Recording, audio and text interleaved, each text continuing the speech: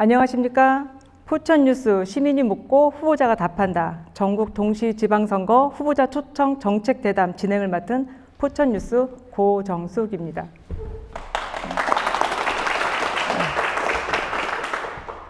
오늘 정책대담은 포천 시민 여러분의 알 권리 충족과 후보자의 정책 검증을 위해 마련되었습니다.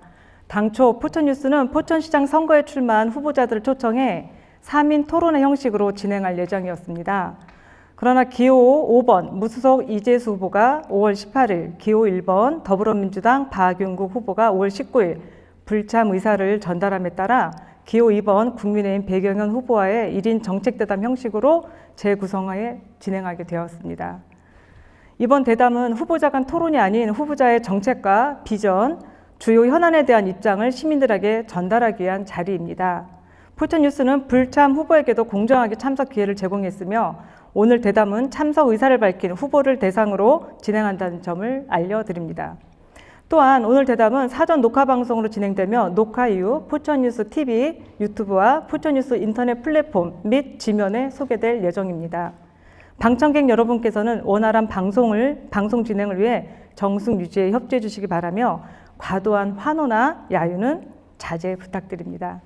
추가적으로 오늘 대담은 공직선거법 82조에 의해 일부 발언만 편집되거나 외부에 유포될 경우 법에 저촉될 우려가 있어 원활한 대담 진행과 질서 유지를 위해 방청객 및 참석자의 인터넷 생중계, 음성 녹음 등 모든 형태의 임의 기록 행위가 제한됨을 알려드립니다. 그럼 오늘 참석하신 후보를 소개하겠습니다. 기호 2번 국민의힘 배경현 포천시장 후보입니다. 박수 부탁드립니다. 네, 후보님 참석해 주셔서 감사드립니다. 간단한 인사 말씀 부탁드립니다. 예, 사랑하고 존경하는 우리 포천 시민 여러분 반갑습니다.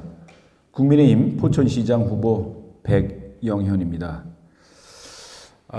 저는 지난 시간 동안 또 많은 시민들과 만나면서 정말 더 큰 포천에서 더 큰 행복을 만들기 위해서 노력을 해왔습니다. 오늘 그 중에서도 그런 부분에서 오늘 좋은 정책 토론회가 됐었으면 하는 바람을 가져왔습니다만은 유감스럽게도 다 상대 당 후보가 며칠 남겨놓지 않고 불참을 통보하게 돼서 유감입니다. 우리 시민들의 알 권리를 충족시켜주지 못하는 부분에서 우리 시민 여러분들께 다소 안타깝고 죄송하다는 말씀을 드리면서 시작을 해보고 싶습니다. 네, 감사합니다. 최근 선거운동으로 바쁘신 와중에 유권자 알 권리를 위한 소중한 시간을 마련해 주셔서 정말 감사드린다는 말씀 드리고요. 오늘 대담은 정견 발표, 핵심 공약 발표, 정책 및 집중 질문, 언론관, 마무리 발언 순으로 진행됩니다. 첫 번째 순서로 정견 발표 시간입니다. 배경현 국민의힘 후보가 재선 도전으로 시민 앞에 나서게 될 계기를 솔직하게 들어보는 시간을 마련했습니다. 후보님 말씀 부탁드립니다.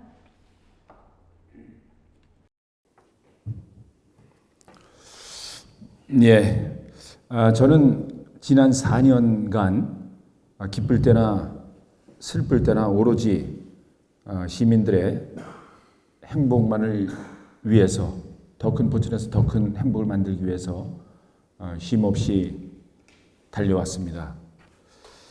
지난 29년간을 경기도청 또 포천시청에서 근무하면서 체득한 실무 경험을 토대로 저는 지난 4년간 포천시정을 운영해 왔습니다. 그러면서 우리 시민들의 삶 속에서 답을 찾았고 또 현장을 통해서 그 해결 방안을 찾으면서 길을 찾아왔던 시간이라고 저는 생각을 합니다. 그러나 이번 지방선거를 앞두고 저는 많은 생각을 했었습니다. 이제 겨우 우리 포천시가 기틀이 좀 마련이 돼서 더 큰 도약을 할 수 있는 그런 기회가 됐는데 만약에 이런 것이 중단되거나 오히려 또 거꾸로 회귀하는 일이 발생하면 어떨까? 이런 부분에 대해서 많은 고민도 했고 생각도 했었습니다. 포천의 운명이 갈림길에 서 있었다고 생각을 했습니다. 이제 시민들의 선택을 받는 시기입니다.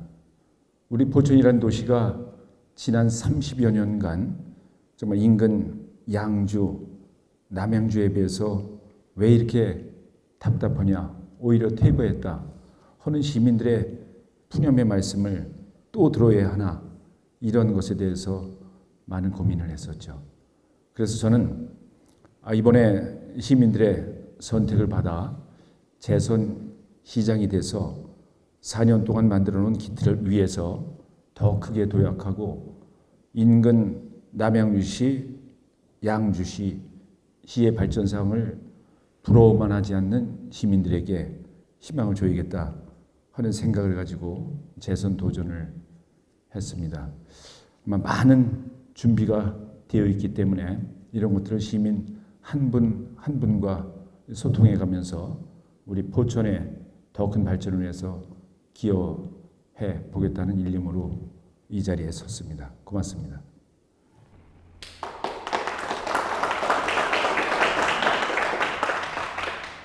네, 후보님 말씀 잘 들었습니다. 저희 포천에 기틀을 세우시고 그 기틀 위에 많은 준비를 가지고 집을 짓겠다는 내용으로 잘 알아들었습니다. 네, 두 번째 순서는 핵심 공약 발표입니다. 시민들이 가장 관심 있는 사안일 것 같은데요. 후보자께서 준비하신 포천의 미래 발전 방향과 핵심 정책 비전에 대해 말씀해 주시기 바랍니다. 예, 공약 사항은 사실 많은 공약을 했습니다만은 그 중에서 핵심적인 거 5가지 정도만 좀 소개시켜드리는 그런 시간으로 갖도록 하겠습니다. 저는 앞으로 다가오는 인공지능 시대에 로봇과 살아가는 시대가 될 것입니다.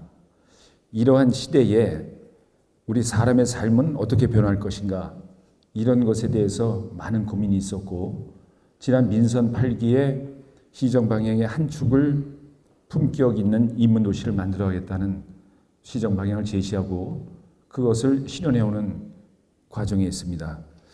민선 9기도 연속되어야 된다는 생각을 합니다.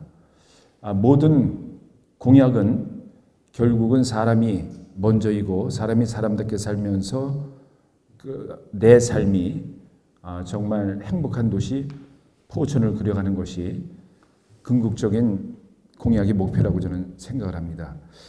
이것을 실현해가는 과정에서 첫 번째, 저는 정원도시를 만들어 가고 싶습니다.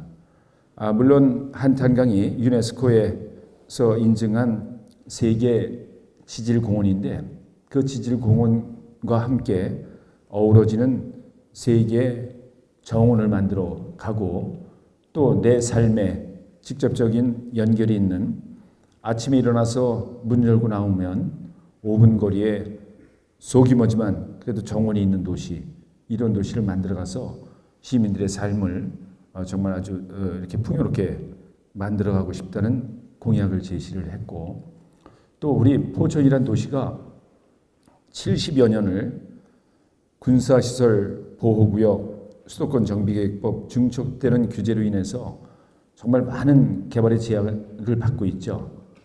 푸념만 하던 군사도시, 군사시설을 오히려 역발상을 통해서 이런 것들을 활용을 해서 정말 첨단 혁신 방산 클러스터를 조성해가자, 미국의 헌츠빌과 같은 그런 국방도시로 만들어가자 하는 것이 두 번째 공약이 되겠습니다. 이것은 경기 국방벤처센터를 우리 포천시가 유치하면서 더 탄력을 가지고 진행할 수 있는 거라고 생각합니다. 그리고 세 번째는 우리 포천시가 인구가 감소하고 또 이렇게 활력이 떨어지는 부분에서는 자녀들의 교육 때문에 그렇다는 말씀 많이 듣습니다. 1년에 약 600명의 아이들이 전학을 가요. 타 지역으로. 포천의 인구가 늘어나겠습니까? 도시가 젊어지겠습니까? 도시가 활력이 있겠습니까?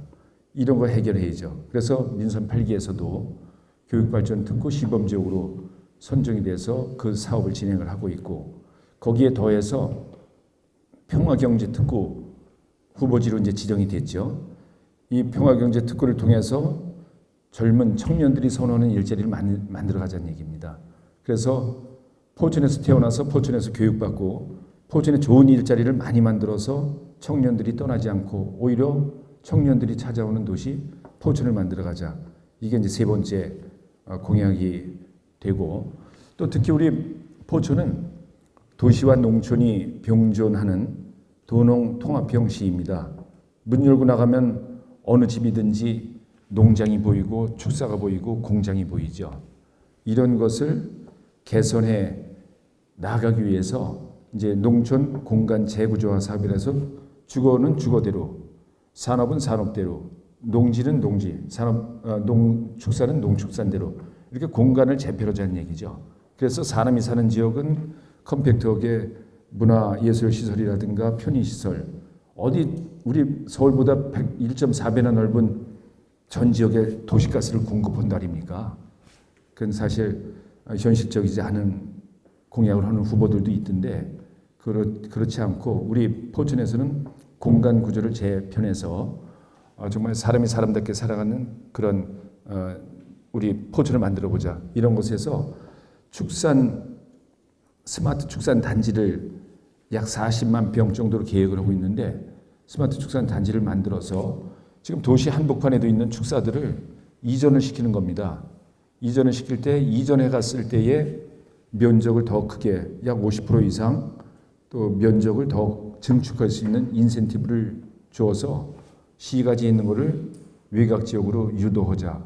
이런 것이 네 번째 공약이 되고, 사실 삶의 질은 교통에 있다고 생각합니다. 다섯 번째는 광역교통, 또 실핏줄 같은 내부 이동망, 이런 것들도 확실하게 또 확충을 해서 정말 내 삶이 교통을 통해서 실현돼 갈 수 있도록, 예를 들어 우리 포천 한가운데, 신북 한가운데 고속도로 종점이 생겨서 구리에서부터 포천까지 오는 곳은 약 20분이면 오는데, 그 고속도로 종점에서 만세교 건문소까지 8km 가기를 30분에 간다. 그럼 그게 정상적이지 않죠. 그래서 포천에서 천운간 연장하는 고속도로가 저희가 많은 시민들 또 서명도 받고 그 추운 날 서명도 받고 그래서 현재 예타가 진행 중인데 경제성 있는 것으로 분석되고 있습니다. 그게 천원까지 연장이 되는 고속도로 연장을 하고, 또 특히 송우리 시가지 소홀읍 3분의 1이 모여 사는 소홀읍 시가지에 고속도로 탈 수 있는 IC가 이동결의에 소홀 IC하고 고머리에 고모 IC가 있는데, 시내 한복판에서 타기 위해서는 또 국도로 나가서 전부 또 고속도로 연결이 있다 보니까 43번 국도 체증이 많이 생기죠. 그래서 저는 동남고등학교 인근 지역에서 제2외곽 순환 고속도로를 직접 탈 수 있는 송우 IC, 간이 하이패스 IC를 만들면 한 107억 정도면 완성이 될 수 있는 그런 시설이거든요. 그거 얼마든지 할 수 있죠. 그래서 그렇게 하고, 또 특히 신북 면사무소에서 화연을 넘어가는 지방도가 있는데, 그 지방도가 우리 포천시, 저도 마찬가지입니다만 적극적으로 따라다니면서 경기도청 실무진들 또 설득을 해서 그게 경기도 사업으로 이제 최우선 사업으로 반영이 됐어요. 거기서 화연 일동 쪽으로 이렇게 만세교로 돌지 않고 가로질러 가는 단축된 도로를 개설을 하자. 그리고 또 특히 우리 포천과 양주를 잘 연결해서 잠자리는 양주에 있는데 일자리는 포천에 있는 분들이 많아요. 교통 때문에 1시간, 출근 1시간, 퇴근 1시간의 길바닥에 이렇게 허비하고 있는데, 그런 삶의 질 높이기 위해서 투바이곡에 터널 사업을 진행하겠다. 이런 광역교통, 또 내부교통망, 또 아주 마을 안길들 잘 조화롭게 개설을 해서 시민들이 이동권에 제약을 받지 않으면서 삶의 질이 높아질 수 있도록 이렇게 5가지 공약을 저는 제시하고 있습니다. 네, 감사합니다. 많은 공약을 준비하셨네요. 그리고 시민의 일원으로 기대가 큽니다. 저희가 세부 디테일한 질문이었는데 아주 포괄적으로 답변을 미리 다 해주셨어요. 그래서 저희가 이제 주요 현안을 가지고 대담을 나눠보도록 하겠습니다. 첫 번째, 7호선 연장 및 광역 교통망 구축에 대해서 질문드리겠습니다. 경기도지사 후보들도 교통 관련 공약들을 많이 발표하고 있습니다. 포천 시민들이 가장 크게 관심을 갖고 있는 교통 현안 중 하나가 지하철 7호선 연장 사업입니다. 특히 사업 추진 속도와 추가 연장 가능성, 그리고 실제 시민 체감형 교통 개선에 대한 요구가 높습니다. 후보께서는 7호선 연장 사업을 어떤 방식으로 추진하고 완성해 나갈 계획인지, 또한 GTX 등 광역 교통망과 어떤 연계 전략을 갖고 계신지 말씀 부탁드립니다. 그리고 후보님 많은 공약을 시민들한테 알려드리고 싶어 하시는 마음은 잘 알겠습니다만 정리해서 좀 간략하게 답변 부탁드립니다. 예, 7호선 연장 사업 착공이 돼서 진행 중에 있죠. 며칠 전에 모 후보가 길거리에서 연설하는 과정에서 7호선 직결되는 부분에 대해서 뭐 사기를 쳤다 이런 뭐 이렇게 연설하는 부분에서 그런 내용이 들어간 걸로 알고 있는데 그런 겁니다. 전철이 우리 포천을 들어오는 전철이 어떤 게 효율성이 있겠습니까? 우리 장암 도봉산역에서 장암역을 거쳐서 저 탑석으로 해서 빙빙 도는 전철에 또 거기서 옥정에서 포천까지 연결되는 셔틀로 연결되는 거예요. 그래서 저는 제가 경기도청에 있었고 포천시청에 있으면서 이 철도 사업도 실무를 했었습니다. 포천시가 2010년도 11년으로 기억이 되는데 당초에는 전철 1호선 의정부역에서 이청사 옆을 거쳐서 포천을 해서 철원 가는 의정부 포천 철원선이 추가 검토 대상 노선 사업으로 국가철도망 2차 계획인가 3차 계획에 반영이 돼 있었어요. 그러나 저는 이제 퇴직을 하고 나서 2000 몇 년도인가요? 18년도인가? 19년도인가 왜 우리 시민들 만여 명이 광화문에 가서 그 추운 날 머리 깎았죠. 저도 머리 깎았습니다. 저는 철원 의정부 포천 철원선을 연장하는 걸로 알고 있었어요.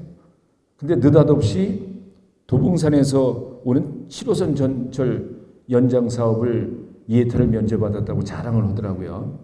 우리 시민들한테 한번 물어보세요. 우리 포천에서 의정부를 나갈 때 양주 옥정까지 전철을 타고 나와서 양주에서 옥정역에서 전철 갈아타서 의정부 어딜 나갑니까? 이런 것이 잘못됐다고 지적을 한 거죠. 그리고 제가 민선 8기 포천시장으로 취임을 해서 그것을 바로잡으려고 했었습니다만 이미 기본계획 단계에 와서 되돌릴 수가 없었던 겁니다. 노선 변경이 불가능했다는 말씀이신가요? 그렇죠. 이제 이런 것을 마치 뭐 이제 거짓말시키고 사기친 양 이렇게 하는 것은 본말이 전도됐다. 다시 한번 그 후보께 그 사업에 대해서 그 당시에 제가 기억나는 거는 이재명 지사가 SNS에 올린 것도 기억이 나요.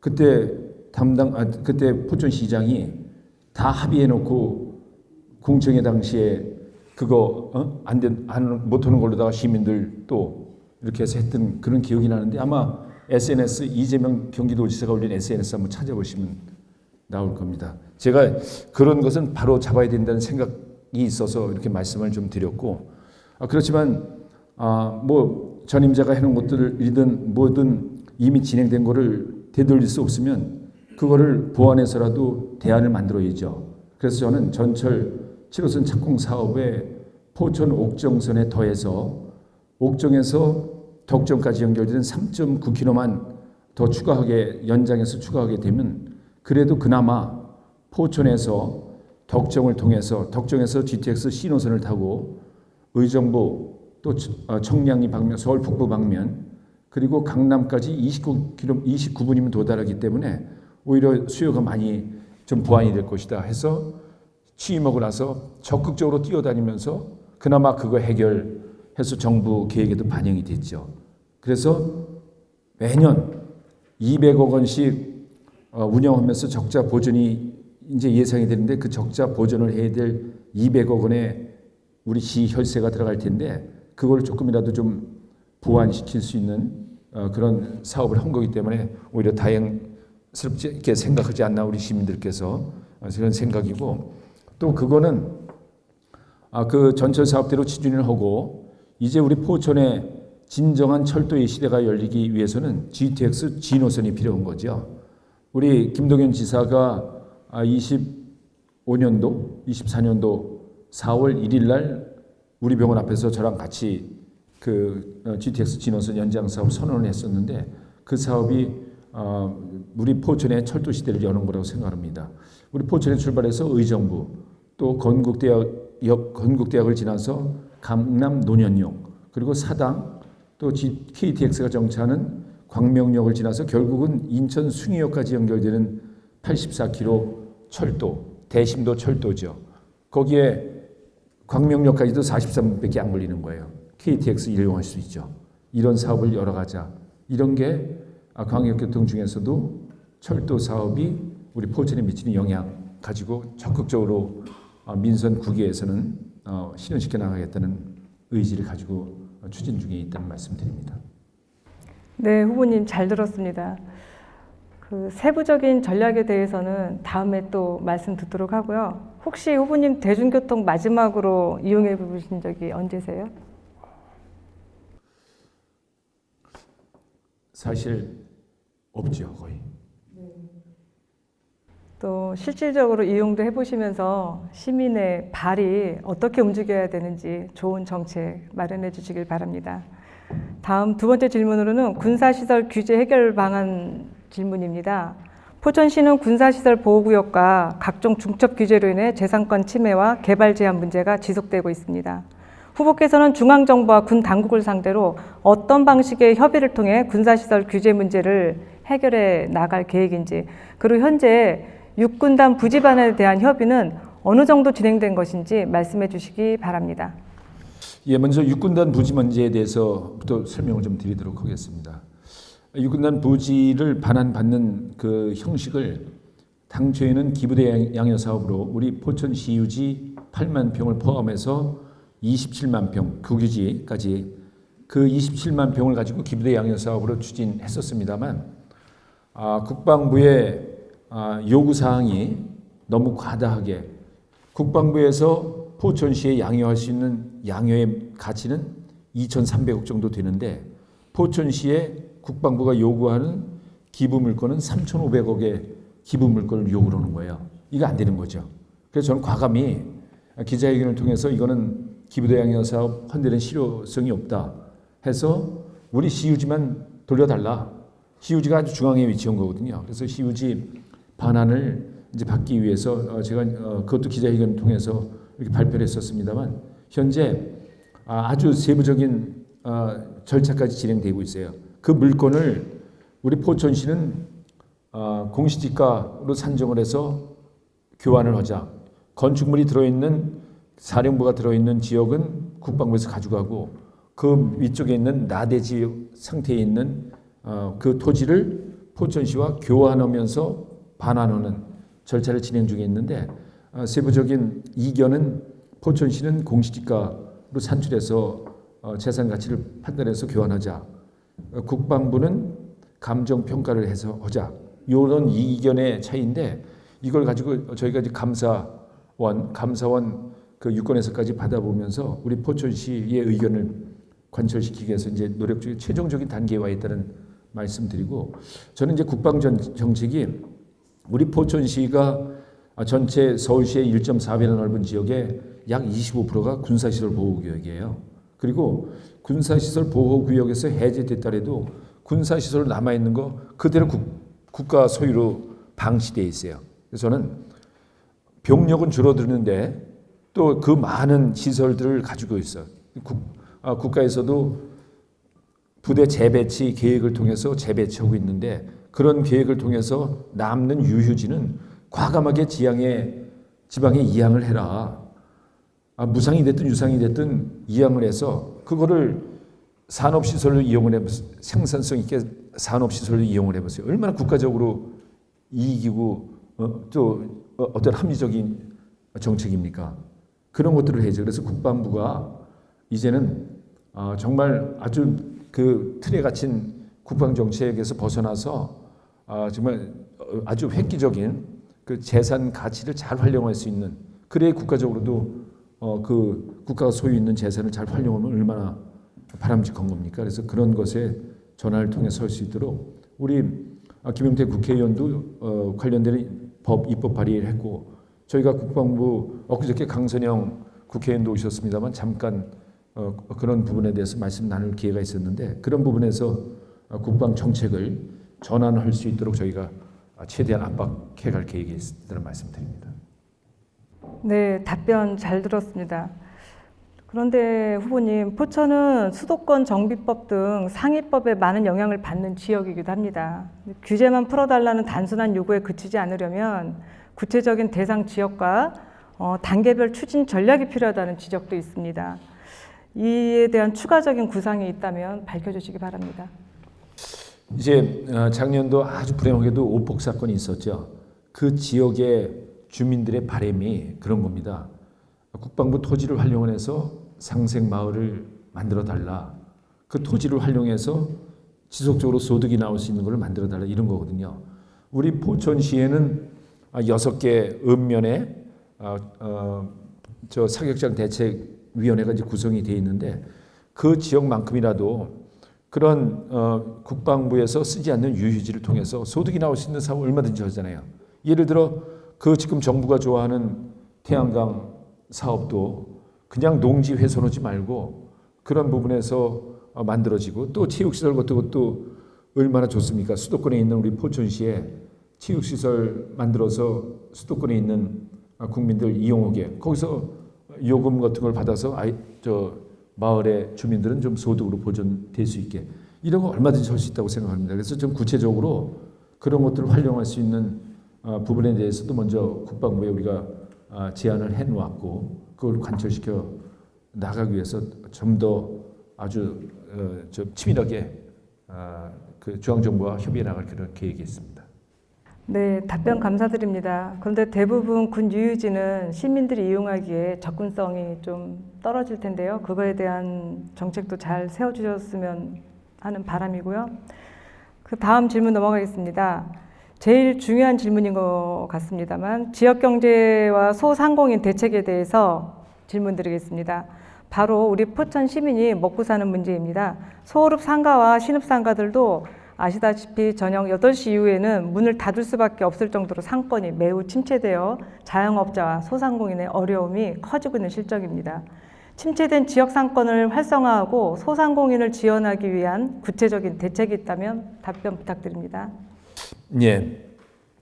저는 민선 8기 시장으로 취임하고 나서 일부 시의원들이 5분 발언을 통해서든지 전체 시민에게 20만 원씩 이렇게 민생지원금으로 나눠주자, 이런 제안도 많이 했었습니다. 저는 단호히 거절했죠. 뭐냐 하면은 20만 원씩 15만 명에게 민생지원금 이렇게 지원해준다. 300억 원의 예산이 필요합니다. 그 300억 원은 300억 원의 소비 효과밖에 안 일어나는 거예요. 그나마 포천에서 다 쓴다는 조건으로. 그렇지만 저는 골목상권 자영업자 보호를 위해서 지역사랑 화폐, 지역사랑 상품권을 오히려 활성화시키면 더 큰 소비를 촉진시킬 거다 하는 제 정책적인 판단을 가지고 약 50억 원의 지역화폐 충전할 당시에 인센티브 10%, 캐시백 10% 이렇게 해줬을 때는 50억 원의 예산을 지원해서 그렇게 지역화폐를 운영하면 539억 원의 소비 효과가 일어나요. 이거는 아주 또 당연히 포천 관내에는 지역화폐를 쓸 수 있는 가맹점이 6,500개 정도 되는데 6,500개 가맹점에서만 쓸 수 있는 거예요. 이거는 의정부 시민도 양주 시민도 지역화폐 충전해서 포천에서 쓰면은 그 사람들, 그 양주 시민, 남양주 시민들도 사용할 수 있는 거거든요. 그럼 실질적으로 자영업자에게 도움이 될 수 있는 게 뭐냐 이런 거죠. 그래서 저는 이번 고유가 대책에서도 30억 원을 추가로 편성을 했죠. 이걸 통해서 40만 원까지 지금 충전해서 쓸 수 있는데 한시적으로 이 어려운 시기에 자영업자를 보호하기 위해서 100만 원까지 충전금을 올리고 거기에 대한 인센티브 10%, 캐시백 10% 이렇게 해서 실질적으로 자영업자 이렇게 매출 신장에 기여하는 정책을 펴고 있다는 말씀드리고 우리 포천시는 또 많지는 뭐 자치단체마다 다 있지는 않지만 골목상권 활성화 센터, 골목상권 지원은 활성화 센터도 우리 직영으로 지금 운영을 하고 있거든요. 맞춤형으로 뭐 3단지 먹자골목에 맞는 정책 거기에 이제 축제도 만들 겁니다. 또 뭐 저 왕창 세일인가 그 세일하는 그런 행사도 거기서 하게 되고 송울에서 이루어지는 축제도 그 일대로 유치해서 하게 되고 실질적인 자영업자들이 매출이 신장될 수 있는 정책을 펼치고 또 특히 중요한 것은 요즘 파크 골프가 대세죠. 우리 한여울 파크 골프에 골프장에 오는 거를 외부인들은 아주 선호하던데 그런 파크 골프장에 오는 외부인들 우리 시민이 아닌 외부인들에게는 2만 원을 받습니다. 2만 원을 받아서 1만 원을 지역 상품권으로 돌려주는 거예요. 그분들 포천에 와서 써야 되는 거예요. 그러니까 그런 것들 그리고 관광지에도 지금 이제 한태강의 가든 페스타가 개최가 되는데 7천 원 받아서 4천 원을 돌려줍니다. 상품권으로. 그 사람은 어디 가죠? 의정 가서 못 쓰죠. 포천에서 쓰고 가야죠. 그래서 관광 사업도 그렇게 지역의 상권이 같이 윈윈할 수 있는 정책을 통해서 실질적으로 자영업자를 보호하는 정책도 펼쳐나가고 있고 이번에 상당히 자영업 하시는 분들이 어려운 부분이 많기 때문에 연초에 저희가 매출 3억 원 정도 연 매출 3억 원 정도 되는 영세 자영업자들을 보호하기 위해서 저희가 30만 원의 전기료를 지급을 해드린 바도 있죠. 이렇듯이 그냥 구호로만이 아니라 실질적으로 자영업 뭐 예산이 풍부한 아주 부자 자치단체면 더 할 수도 있겠지만 그래도 한정된 재원 가지고 할 수 있는 것은 아주 진정성 가지고 그렇게 자영업자들 보호해주기 위한 정책을 실질적으로 하고 있다는 말씀드립니다. 네, 답변 감사드립니다. 포천사랑 상품권은 인기가 아주 높아지고 있는 걸로 알고 있습니다. 충전 전쟁까지 이루어질 정도더라고요. 네, 감사드립니다. 포천사랑 상품권, 골목상권 지원, 관광객 유입 등 여러 가지 정책 수단이 있습니다.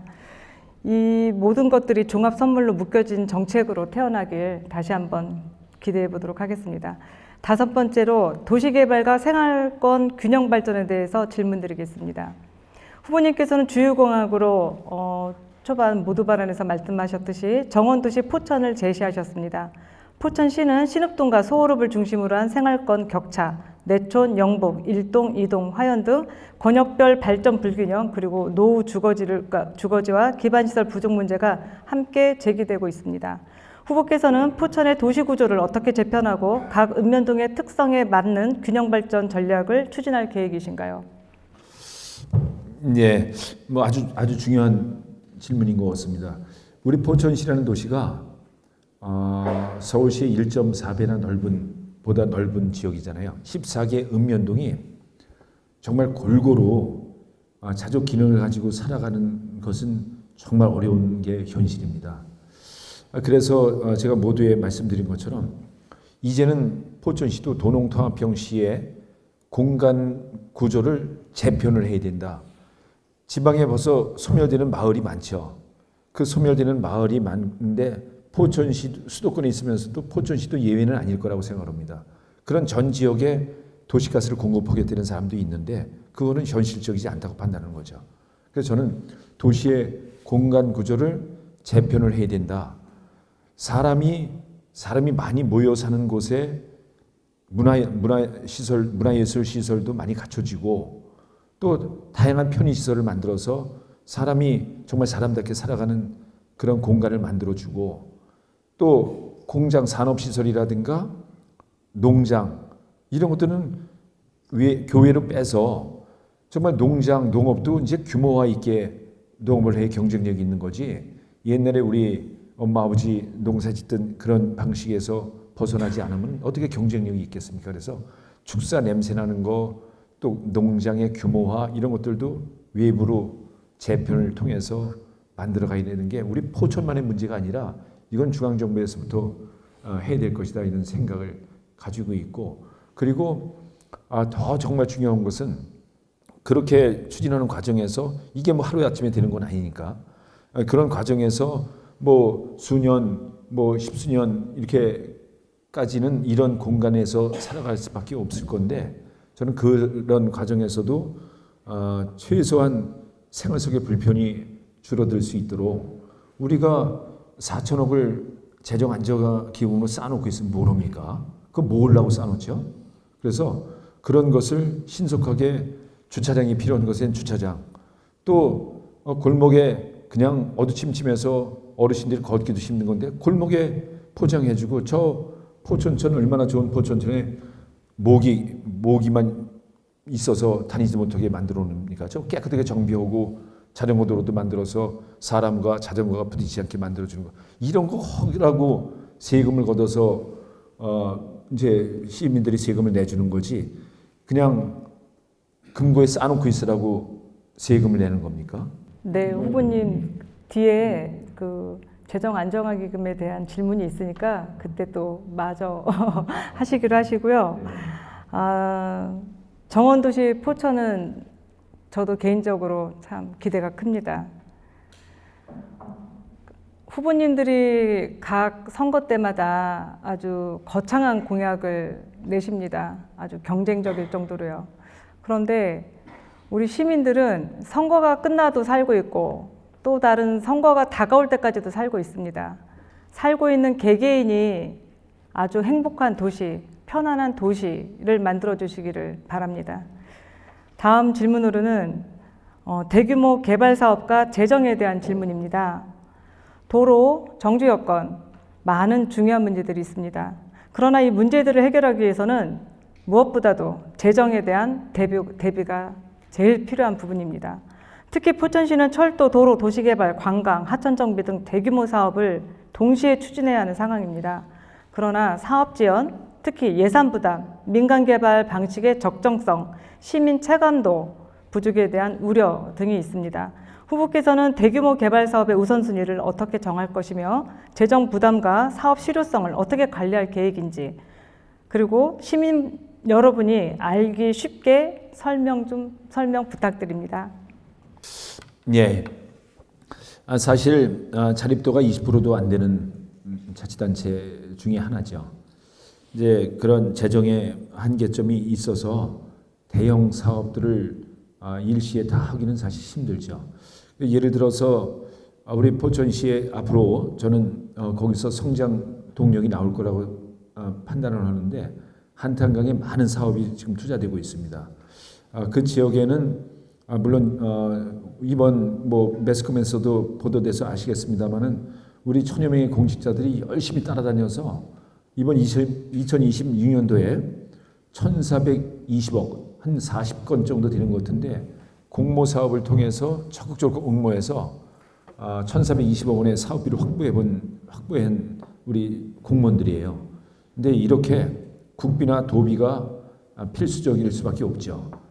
그러나 그것도 또 한계에 있다고 생각합니다. 그래서 우리 포천 성장 동력이 될 한탄강에는 대규모 민자유치 사업을 위해서 현재 용역이 진행 중인데 그런 겁니다.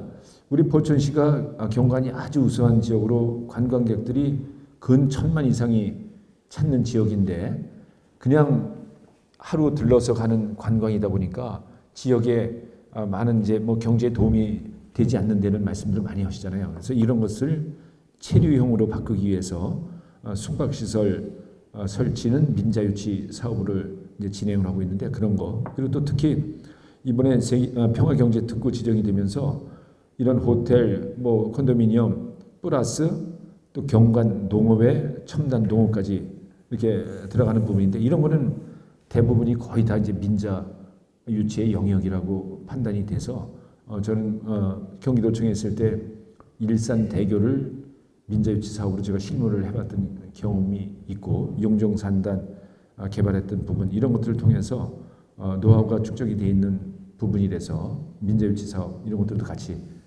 병행해 가는데 큰 문제는 없을 거라고 판단합니다. 네, 답변 잘 들었습니다. 만일에 당선이 되신다면 만일을 빼면 좋겠지만요. 네, 비즈니스 시장님이 되시길 부탁드리겠습니다. 지금부터는 백영현 후보에 대한 집중 질문 시간입니다. 오늘 대담은 1인 대담 형식으로 재구성된 만큼 후보자의 시정 운영 경험을 구체적으로 듣겠습니다. 첫 번째 시정 운영 평가와 향후 과제에 대해서 질문을 드리려고 합니다. 백영현 후보는 4년간 시정을 이끄셨습니다. 그동안의 시정 운영 성과 가운데 시민들에게 가장 좋게 평가받아야 한다고 자신하는 것과 반대로 시민들에게 질타받아 보완이 필요하다는 과제가 있다면 무엇인가요? 답변 부탁드립니다. 예, 저는 뭐니 해도 누가 물어봐도 교육 부분이라고 생각합니다. 사실 모두에도 말씀드렸습니다만 1년에 600명의 아이들이 타 지역으로 전학을 간다는 이게 뭐 있을 수도 없는 거잖아요. 그런 데서 어떤 미래가 있겠습니까? 그래서 그런 곳에 2022년 7월 1일 취임하고 최고 역점을 두고 추진하는 사업이 교육 지원 사업. 그래서 2024년 7월 30일인가 7월 30일이죠. 교육발전특구 시범지역으로 선정이 돼서 현재 돌봄 사업 또 자기지도학습센터라고 해서 교육부를 움직여서 우리 포천에서 시작을 한 겁니다. 이게 교육부를 움직여서 전국에 50개소의 자기지도학습센터를 지정을 해줬는데 50개소 중에 5개소가 포천에 들어선 거예요. 이것도 또 포천은 EBS를 찾아다니면서 EBS랑 아주 발빠르게 협약을 체결해서 우리 포천이 EBS 방송국과 교육 전문 방송이죠. 협업하는 EBS가 운영을 합니다.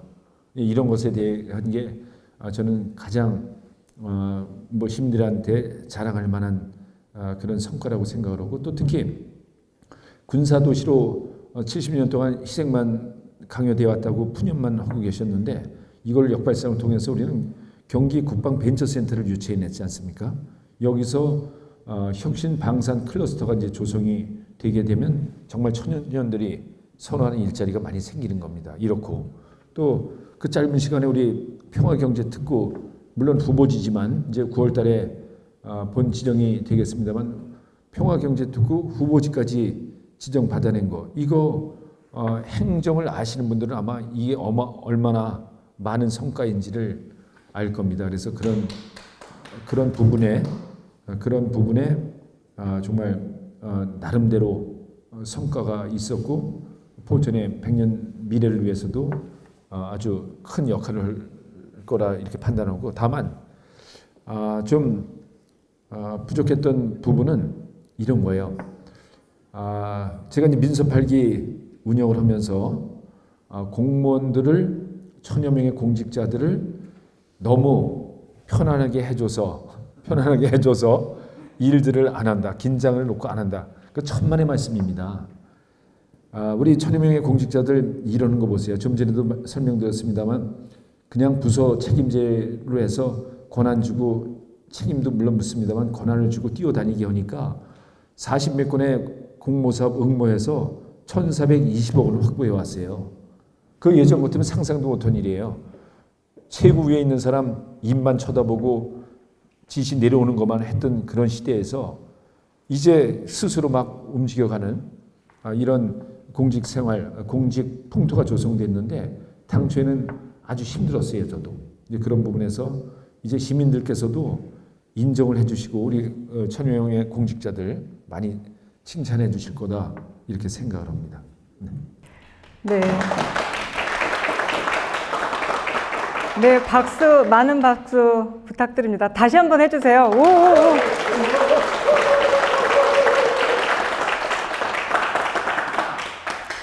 네, 부서장 책임제라는 게 포천시에서는 처음 있었던 일입니다. 맞죠, 시장님? 네. 그만큼 저희가 낯설어서 받아들이기가 또 힘든 부분이기도 했습니다. 공무원들이 일을 해야지 맡겨만 놨더니 일을 안 한다라는 소리 많이 들었었습니다. 저도 그에 대해서 여러 번 질문도 했었고요. 또다시 만약에 당선되신다면 이 질문이 나갑니다. 여기서도 만약이 빠지면 좋겠죠. 당선되신다면 지지 후보와 정당을 떠나 포천 시민 전체를 아우르는 통합 행정이 필요합니다. 시민 통합과 시의회, 경기도, 중앙정부의 협치를 어떻게 이끌어갈 계획인지 말씀 부탁드립니다. 예, 저는 정치를 전업으로 했던 사람이 아니기 때문에 지난 민선 8기에서도 아마 보셨을 겁니다. 저는 탈정치 오롯이 지방 행정에 뭐 정치의 영역이긴 하지만 그런 부분에 해당하는 시장이라고 저는 생각을 했습니다. 그리고 앞으로도 이번에 만약에 제가 재선에 성공하면은 그거 전혀 염려하지 않게 운영을 자신이 있습니다. 제가 출마 선언을 할 당시에도 초당적 협의체를 구성을 해서 중앙정부 또 광역정부를 이렇게 상대로 해서 많은 사업 받아낼 수 있도록 하겠다고 했는데 그거 뭐 그냥 선언적인 게 아니라 해낼 수 있는 자신. 저는 아주 비정치화를 얘기하면서 행정을 하는 사람이기 때문에 그 충분히 가능하다고 생각합니다. 저는 적이 없어요, 중앙정부에. 그래서 가능하다고 생각합니다. 네, 답변 감사드립니다. 그런데 시정을 운영하시면서 외부에 계신 또 많은 분들은 이런 걱정도 하셨어요. 배경현이란 시장이 확장성을 좀 키워야 된다. 정치적으로 좀 활약을 많이 해야 된다라는 의견도 많았습니다. 이에 대한 의견은 어떠신가요? 지당하신 지적이라고 저는 생각합니다. 그래서 이번에 초당적 협의체를 구성한다는 게 그냥 뭐 일회성으로 구성을 해서 보여주기식이 아니라 그런 서로 역할 분담을 할 수 있는 그런 협의체가 구성이 될 겁니다. 아마 기대해 보십시오. 네, 기대해 보겠습니다. 이번 질문은 후보님께서 아주 시원하게 막 답변을 하고 싶으신 질문입니다. 얼마 전에 양당 후보 대변인들이 재정 안정화 기금 운용과 관련해 공방을 펼친 바 있습니다. 특히 3년 전 4,200억 원에 달했던 재정 안정화 기금을 3천억 원 가까이 운용하며 시민 체감 효과가 현저히 적었다라는 지적이 제기되고 있습니다. 후보께서는 포천시 재정 안정화 기금을 어떤 원칙과 기준으로 운용하셨는지, 또 시민 생활 안정과 지역 경제 회복을 위해 어느 범위까지 활용할 수 있다고 판단하시는지 말씀 부탁드립니다. 네, 이 부분이 저는 이제 이렇게 생각을 합니다. 재정 안정화 기금이 무엇인지 알고 정립을 했나? 이런 의미 들 정도예요. 우리 1년에 포천시 예산이 지금 뭐 근 1조 5천까지 늘어났습니다만은 그전에는 뭐 불과 7천억, 8천억 수준에 있던 게 한 5, 6년 전만 해도 그 정도지 않았을까 이런 생각을 해보는데 4,200억 원의 재정 안정화 기금을 만들어 고리대금 뭐 보는 건가? 그런 거죠. 이게 사실 그런 거예요. 풍요롭게 뭐 도시의 어떤 기반 시설이라든가 뭐 모든 것이 완벽해서 이제 더 이상 시민들을 위해서 예산 지출할 게 없다. 그럼 싼 아이죠. 그런데 제가 취임하고 나서 14개 읍면동을 공감소통 간담회 형식을 들여서 1년에 이렇게 순회하면서 주민들의 말씀을 직접 듣는데 아우성들이에요. 내가 5년 전에 한 얘기인데도 들어주질 않더라. 내가 작년에 했는데도 또 안 들어. 이렇게 주민들, 시민들의 뭔가 욕구는 많았었는데 그거 곳간에 싸놓고 그냥 참아라 이렇게만 한 거예요. 그 예산이 왜 필요한 거죠? 그런 거예요. 그래서 저는 이제 그 예산을 어디 갖다 썼겠습니까? 근데 그 또 더 중요한 것은 그 예산을 그렇게 얘기를 하니까 한번 들춰봤는데 그 당시에 우리 2019년도 20년도에 코로나 팬데믹 때 아주 힘들게 우리 시민들도 그렇고 국민들도 그렇고 삶이 어려웠었죠. 그때 우리 포천이라는 도시가 어떻게 소문났었죠? 포천이 어마어마하게 잘 사는 도시구나. 한 사람한테 70만 원씩 줬어요. 40만 원 주고 20만 원 주고 10만 원 주고 물론 좋죠. 그러나 인근 의정부나 이런 데 10만 원 줘서 그래도 뭐 이렇게 지원해서 이랬었는데 70만 원 줘서 전국 최대라고 자랑을 했어요. 그게 1,029억 원이에요.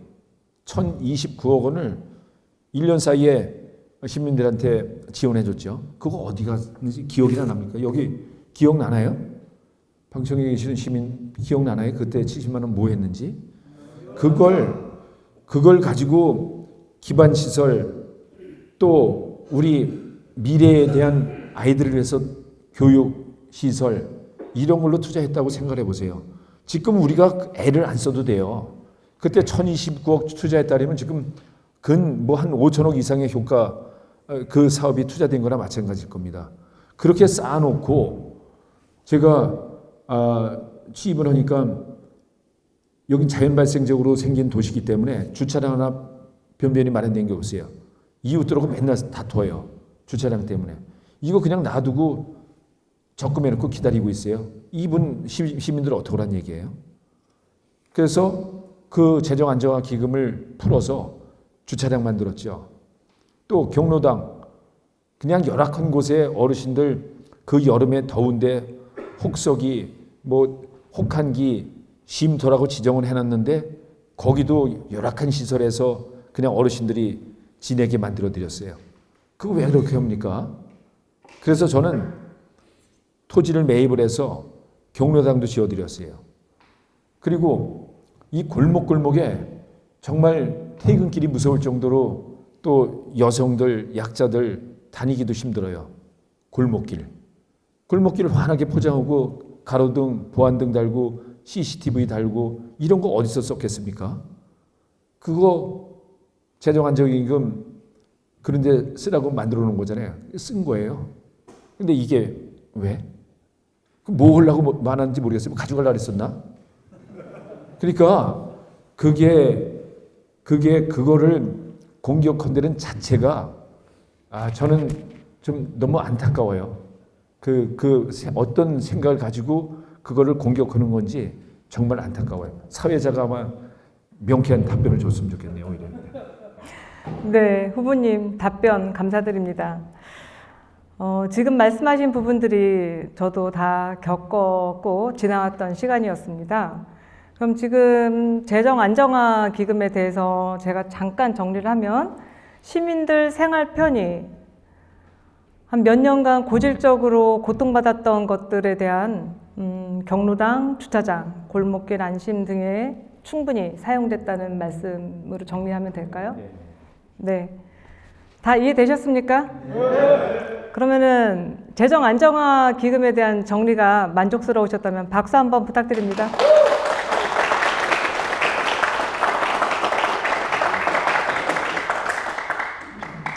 네, 계속 이어서 이제 거의 끝을 향해 달려가고 있습니다.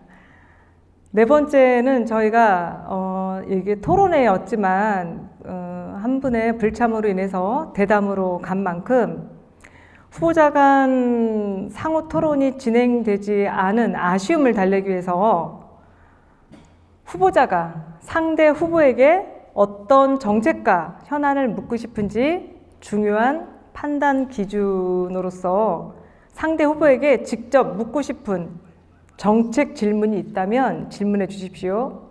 다만 오늘의 대담은 정책 검증을 위한 자리인 만큼 후보자 개인에 대한 비방이나 사실관계가 확인되지 않은 주장은 자제해 주시고 정책과 시정 운영 방향을 중심으로 부탁드리겠습니다. 특히 후보님께서 질문하신 질문은 잘 기록해서 포천뉴스가 직접 질문을 다시 드리고 보도하도록 하겠습니다. 자, 후보님, 상대방 후보님께 질문 주십시오. 예, 제가 재정안정화기금 얘기가 나왔으니까 한번 질문을 드리고 싶으네요.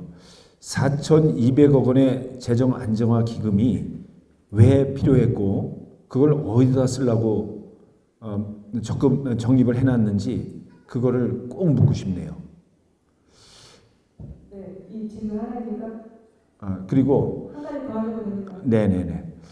그리고 저는 이번에 공약 내용의 공약한 걸 보니까 그게 공약집에 담가졌는지 모르겠어요. 발표한 걸 제가 봤었는데 포천 전 지역에 도시가스를 공급하겠다고 발표를 했더라고요. 그래서 그 아주 좋은 공약이에요. 얼마만큼 시민들의 바람도 그 부분에 아주 많은 말씀들 하시는 시민들이 아마 시민 14만 명 다 원할 거예요. 도시가스 공급해 주기를. 근데 그런 것을 어떤 재원 대책을 가지고 그 공약을 실현시켜 나갈 것인지 그거 그리고 뭘 또 했는지 그분이 뭘 했는지 모르겠는데 그리고 한 가지 또 물어보고 싶은 것은 아마 이거 비판이나 비난이 아닙니다. 제가 이제 정말 궁금해서 묻고 싶은 건데 지난 30여 년을 군수, 시장, 군의원, 도의원 이렇게 한 지난 30여 년간의 아주 최전선에서 포천의 아주 중요한 리더로 역할을 해오셨는데 본인이 그 기간 중에 실질적으로 본인이 주도해서 기획해서 추진했던 아주 자랑스러운 거 한 가지만 좀 뭔지를 한번 밝혀줬으면 좋겠다고 한번 질문하고 싶습니다. 네, 질문 대신 잘 받았습니다. 첫 번째, 재정안정화기금. 두 번째, 공약에 나온 포천 전 지역 도시가스. 세 번째, 30여 년간 포천 최전선에서 리더로서 활동을 해오셨는데 가장 큰 자랑, 네, 가장 큰 공적에 대해서 알겠습니다. 세 가지 후보님의 질문은 상대편 더불어민주당 박윤구 후보님께 잘 전달해 드리도록 하겠습니다. 네, 다음은 포천 뉴스의 질문입니다. 언론은 조선시대에도 언로라고 해서 말이 전하는 길이라고 합니다. 후보님의 언론관에 대해서 질문드리겠습니다. 지역 언론은 시민의 알 권리와 행정 감시, 지역 의제 형성이라는 역할을 하고 있습니다. 후보께서 가지고 계신 언론관은 무엇입니까? 네,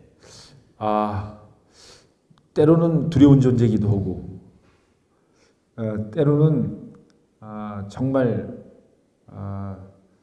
좋은 역할을 해주는 그런 부분이 있다고도 생각하고, 근데 다양하게 이제 아마 평가를 받을 거라고 생각합니다.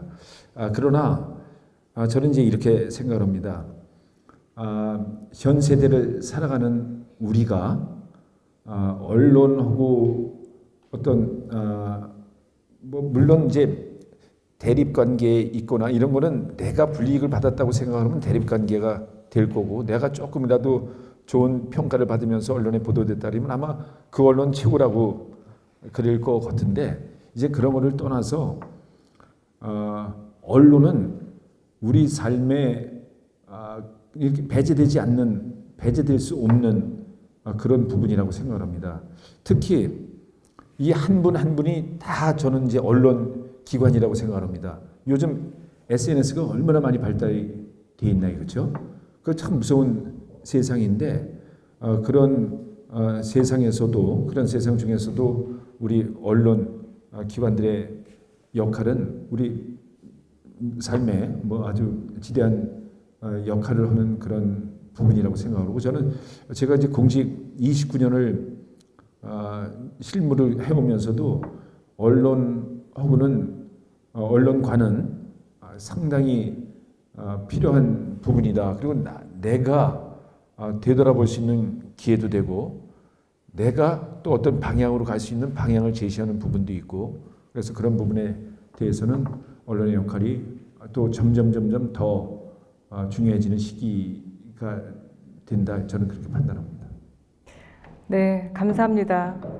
저희 언론도 앞으로도 계속 두려운 존재로 좋은 역할을 하도록 하겠습니다.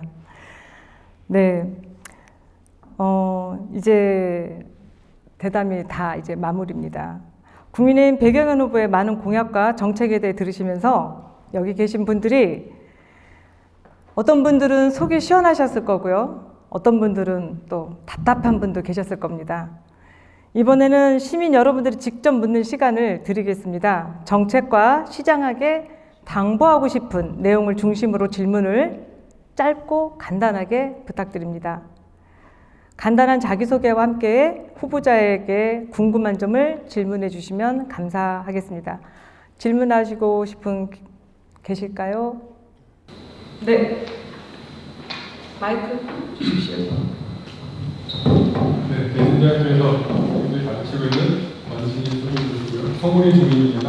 아까 말씀하신 부분 중에서 저 포함해서 여러 사람들이 걱정하고 있는 7호선 연장 부분입니다. 여러분도 그 당시 예타 면제가 됐다고 하지만 인구계획을 약 한 20만 명 정도로 잡고 2030년도 대통령 때 그래서 했던 거라 적게는 약 100억 운영이 될 경우에 그 재정은 국가재정이 아니라 지자체가 내게 돼 있어서 적게는 몇십억 원에서 많게는 말씀하셨듯이 약 200억 원 가까이 그 시가 보전을 투자해야 되는 사안도 알고 있습니다. 그렇다면 이 부분인데 시장님도 잘 알고 계시고 또 지금 시장님이 사실은 결정한 게 아니라 전임 시장님께서 또 이렇게 해오신 거라서 지금 시장님께 책임을 물을 수도 없는, 그러면서도 또 한편으로는 그걸 계획을 바꿀 수가 없는 상황이라고 하니까 첫 번째 질문은 그 부분에서 어떻게 이 계획 뻔히 보이는 불과 5년 뒤의 상황에서 시 예산이 1조 5천억이라고 하지만 경상비를 빼면 시장님이 쓰실 수 있는 예산에서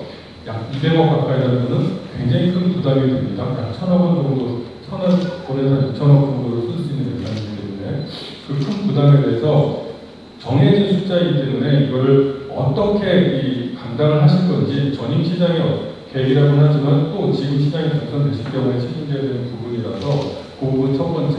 그 다음에 그 좋은 대안을 내셨던 덕정역까지 연결하는 부분을 말씀드리고 계시는데 이게 과연 국가철도망 5개년들이 5차 실행 중인데 거기에 어떻게 반영이 되어 있는지 사실 거기 다 반영되어 있지 않으면 어려운 상황이라서 그 솔루션을 알고 계시기 때문에 그 부분에 대해서 좀 더 구체적으로 여쭤보려 합니다.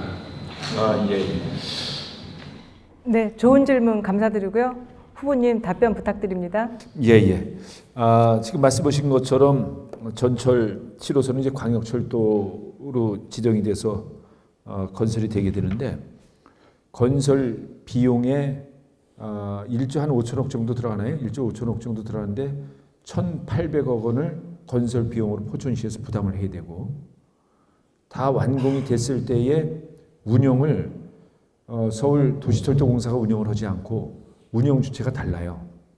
셔틀로 운영이 이제 좀 우려스러운 게 이제 그런 건데 포천에서 옥정에서 포천 4량의 철도를 차량을 달고 셔틀로 운영하는 건데 이 회사가 별도 운영을 해야 되는 부분인 거예요. 그러다 보니 이제 이 기본계획 승인하면서 검토됐던 경제성 분석하고 향후 운영 계획에 대한 것을 분석한 결과에 의하면은 연간 200억 원의 적자를 저기 경전철처럼 의정부 경전철처럼 200억 원의 예상되는 적자를 포천시에서 부담하는 조건으로 이게 됐어요. 지금 말씀하신 것처럼 큰일이죠, 큰일.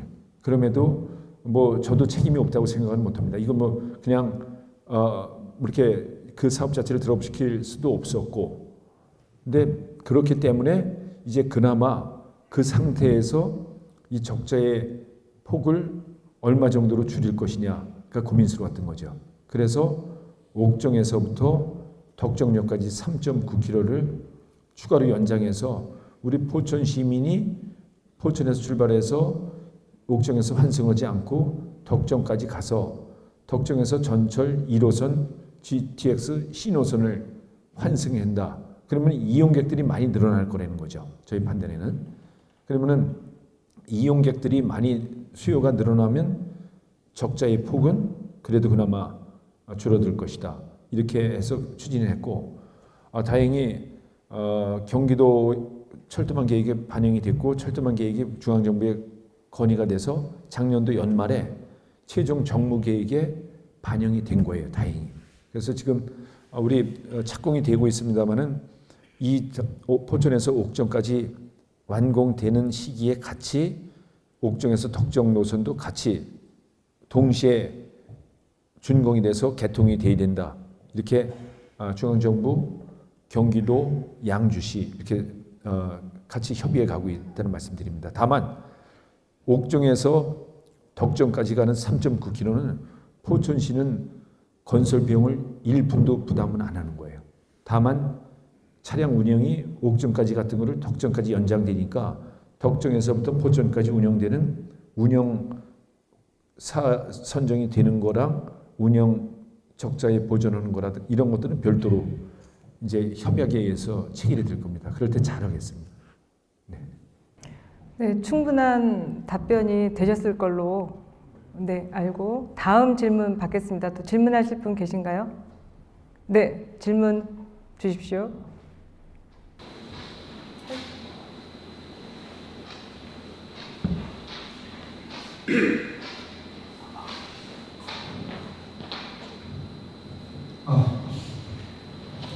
안녕하세요. 저는 포천동에 살고 있는 1960년생 박용호입니다. 저는 그 베이비 부모 세대 중에 한 사람입니다. 베이비 부모 세대는 55년생부터 63년생들로 알고 있어요. 지금 대부분 다 퇴직을 해가지고 재취업에 성공하신 분들도 있고 저같이 집에서 쉬는 사람도 있습니다. 집에서 쉬다 보니까 특히 포천에서 공무원 연금 가지고 또 재취업을 하다 보면은 또 남의 일자리를 뺏는다는 비난의 여론도 있어가지고 참으로 그 초신하기가 어렵습니다. 그런데 지금 가장 인기가 있는 게 아마 파크골프장이 아닌가 싶어요. 퇴직을 하고 나면 너나 할 거 없이 다 주머니사장이 알아와가지고 파크골프장을 많이 가는데 그래도 그 시장님이 그 배려해 주셔가지고 한여울 골프장에 하나 그 창주 운산인가요? 거기 만들어 주셔가지고 감사한데 그 하나 가지고는 좀 부족한 것 같아요. 그래서 제 개인적인 생각에는 거기는 북부권, 중부권은 포천이나 이 신북이나 이 국내 면적에 하나 해주시고 또 남부 지역에 하나 그 소물이나 가사면 지역에 하나 만들어 주셔가지고 집에서 그 노인분들이나 이런 분들이 우울하게 지내지 않게 제가 제 개인적인 욕심 같지만 큰 많은 비용이 들어가는 것 같지는 않습니다. 시장님 그 앞으로 그 재선되시면 재임 기간 동안 두 곳에 꼭 설치해가지고 다른 지역 사람들도 많이 오시게 해가지고 관광 상품하고도 연계할 수 있어요. 아까 시장님 말씀하신 대로 그런 배려를 해주셨으면 감사하겠습니다. 이상입니다. 네, 질문 잘 들었습니다. 권역별로 파크골프 조성을 요청하신 것 같습니다. 후보님 답변 부탁드립니다. 예. 중요한 질문이신 것 같아요. 현재 트렌드가 파크골프로 많이 전환되는 모든 어르신들뿐만이 아니라 젊은 사람들도 그런데 말씀하신 것처럼 한여울 파크골프장이 현재 36홀인데 이거 지금 36홀을 추가하는 거를 설계가 진행되고 있고 플러스 36홀을 더해서 결국은 거기는 108홀을 만들어서 대부분 관광객들이 많이 와서 파크골프를 치고 10,000원씩 지역 상품 가지고 계속 지역에서 좀 소비 활동 좀 해라 이렇게 가는 게 첫 번째 목표로 진행되고 그렇다고 뭐 시민들 못 치는 게 아니고 시민들을 하루 이용하는 게 1,000원씩 내고서 이용할 수 있는 거니까 그렇게 하고 지금 말씀하시는 것처럼 관내도 이제 필요한 거죠. 우리 게이트볼장 그렇게 거의 다 있듯이 앞으로는 파크골프가 대세이다 보니까 그런 욕구가 많으신데 그래서 현재 송우리의 그 축구장 체육공원 내에 9홀을 조성 중에 있고 지금 이제 벌목 작업하고 아마 그런 단계에 와 있는데 9홀 조성하고 플러스 18홀에서 거기에 27홀이 생깁니다. 송우리 그 축구장 그 체육공원에 그리고 내촌면 그 양어장 옆에 시가지 내에 18홀 지금 설계 중에 있고, 또 요 가운 근처에 요 군내면에 용정 오거리 그 인근에 하천부지를 활용해서 9홀 현재 그것도 설계 중에 있고, 그리고 아마 성동에 파크골프장 9홀이 있는데 이거를 군부대에서 만들어서 운영하는 건데 플러스 9홀을 지금 조성 중에 있어서 거기가 이제 18홀이 되고, 산종호수 들어가는 그 한과박물관 앞에 또 하천부지가 있어요. 거기에 9홀. 그리고 저 이동면 그 수중궁 갈비집 올라가는 그 지서 지나서 거기도 하천부지에 18홀 지금 조성 중에 국비 22억 원도 확보돼서 조성 중에 있고, 이렇듯이 시내 그 권역별로 곳곳에 파크골프를 아주 가까운 곳에서 즐길 수 있게 하고, 또 뭐 일주일에 한두 번이라든가 또 좋은 더 큰 곳에서 하시고 싶어 하시는 분들은 한여울 파크골프장을 이렇게 이용할 수 있도록, 그리고 한여울 파크골프장이나 중리의 그 가든 페스타의 접근성을 좀 높여주기 위해서 우리가 버스 노선도 한 해 또 신설을 했어요. 99번 버스 노선도 신설을 해서 거기에 우리 시민들도 자가용 아니라 버스 타고도 가서 즐길 수 있게, 이렇게 권역별로 체육시설을 만들어서 우리 포천시가 관광도시로 이제 등록이 되고 관광도시 인증을 받고 관광도시 그런 프로그램을 운영해 가는데, 그런 것도 그런 일환의 하나로 파크골프장을 많이 늘려갈 겁니다. 네, 답변 충분하셨습니까? 네, 고맙습니다. 제가 사회자로서 마지막 질문 하나 드리겠습니다. 여기 계신 분들, 참석하신 분들, 자제분들이 포천에 살고 있는 분들은 많지 않을 겁니다. 우리도 밖에 나가서 살다가 여길 들어왔고, 우리의 아이들은 포천에 살고 있는 아이들이 거의 없을 겁니다. 후보자님께서도 그렇죠? 네. 우리 아이들의 고향은 포천입니다. 내가 포천에 살지 않는 청년들, 우리 포천이 낳은 아이들, 그 아이들이 나는 포천인이다 라는 자부심을 가질 수 있는 현실적이고 구체적인 정책이 무엇이 있습니까? 제가 프라이드 포천을 이제 캐치프레이즈를 내세운다고 아마 선포를 했었는데 프라이드 포천인 거예요. 근데 그게 그런 것을 실현시켜 줄게 저는 인문도시라고 생각합니다. 이게 실체가 없고 그게 뭐 어려운 게 그게 뭐야? 그게 그 배부른 얘기지. 이렇게 얘기할지 몰라도 이제 보세요. 앞으로 5년, 10년이면은 전부 인공지능 로봇하고 살아가는 세상이에요. 근데 그런 세상에서 우리가 정말 사람으로서 어떤 존재 가치를 인정받으면서 살아갈 수 있는 방법이 뭔지를 우리는 준비해야 된다는 거죠. 이제 지금도 뭐 늦었다 그러지만 그래도 우리 포천시만큼은 그런 곳에서는 좀 선제적으로 준비해 간다는 생각을 가지고 우리 자라나는 지금 뭐 여기서 태어나서 나가서 생활하는 아이들도 있고 청년들이 일자리가 많지 않아서 다 나가서 살아가는 사람들도 있지만 그러한 청년들이 정말 프라이드 느끼면서 우리 포천 고향을 자랑할 수 있게 만들어 가자는 거죠. 우리가 얼마나 힘든 시기가 있었습니까? 한때는 포천이라는 것이 좀 힘들게 느껴졌던 적도 있었죠. 뭐 무슨 여기 이거 뭐 편집해 주셨으면 좋겠습니다만은 뭐 무슨 고무통 살인 사건에 여중생 살인 사건에 뭐 온통 매스컴 9시 뉴스 틀면은 겁이 날 정도로 포천이 한때 그랬던 시절이 있었죠. 시민들이 시장을 걱정하는 시대는 이제 안 된다는 거죠. 그렇죠?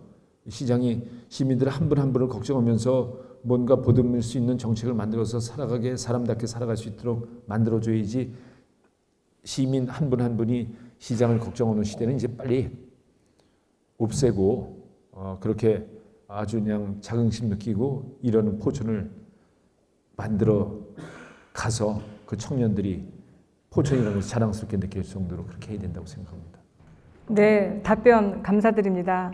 제가 사회자로서 이 질문을 드린 이유는 저희가 항상 여론조사를 할 때 가슴 졸이는 게 하나 있습니다. 그건 연령별로 20대가 답변을 하나라도 차지 않으면 저희는 공표부도를 못합니다. 매번 여론조사를 할 때마다 20대 청년이 전화를 받을 수 있는 청년이 정말 부족합니다. 그래서 드린 말씀이었고요. 우리 아이들의 고향이 포천입니다. 나는 포천인이다라는 자부심을 꼭 만들어 주시길 부탁드립니다. 자, 이제 마지막으로 백영은 후보의 마무리 발언을 듣겠습니다. 포천 시민께 전하고 싶은 마지막 말씀을 부탁드립니다. 이제까지 제가 시간 제한을 두진 않았습니다만 마지막에는 시간 제한을 두겠습니다. 시간 제한은 2분입니다. 예, 많은 말씀을 우리 시민 여러분들께 드렸습니다. 시민 여러분, 우리 포천시가 지방자치가 시행이 된 지 30년이 넘었습니다. 시민들의 푸념의 말씀은 오히려 관선시대가 더 낫었다고 생각들을 한다고 말씀을 많이 듣습니다. 가슴 아픈 얘기죠. 이제 이번 6월 3일 민선 9기 시장을 뽑는 그 선거는 정말 중요한 갈림길에 있다고 생각합니다. 그러한 30년 전으로 회귀할 것인지 4년의 도약을 만들어 놓은 발판 위에 더 크게 도약해 나갈 것인지 미래지향적으로 나갈 것인지 우리 시민 여러분들의 정말 현명한 판단이 기대되는 그런 시점이라고 저는 생각을 합니다. 지역에 시민을 무서워하고 시민을 섬기면서 일할 수 있는 일꾼을 선택하느냐, 어떤 정치적인 신분 상승을 위해서 시민들을 도구로 사용하는 연습생, 중앙정치 연습생을 선택할 것이냐, 아주 현명한 판단을 저는 요청을 드립니다. 시민 여러분들과 함께 우리 아이들이 또 이렇게 프라이드 느낄 수 있는 그런 포천을 함께 만들어가자는 말씀을 드리면서 마치고자 합니다. 고맙습니다.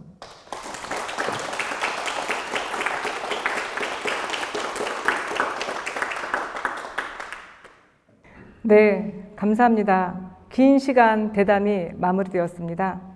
존경하는 포천 시민 여러분, 다가오는 지방선거는 앞으로의 포천 발전 방향을 결정하는 매우 중요한 선거입니다. 포천 뉴스는 시민의 알 권리와 정책 검증을 위해 후보자들에게 동일하게 참여 기회를 제공했으며 앞으로도 유권자들이 후보자의 정책과 비전을 비교하고 판단할 수 있도록 필요한 정보를 전달하겠습니다.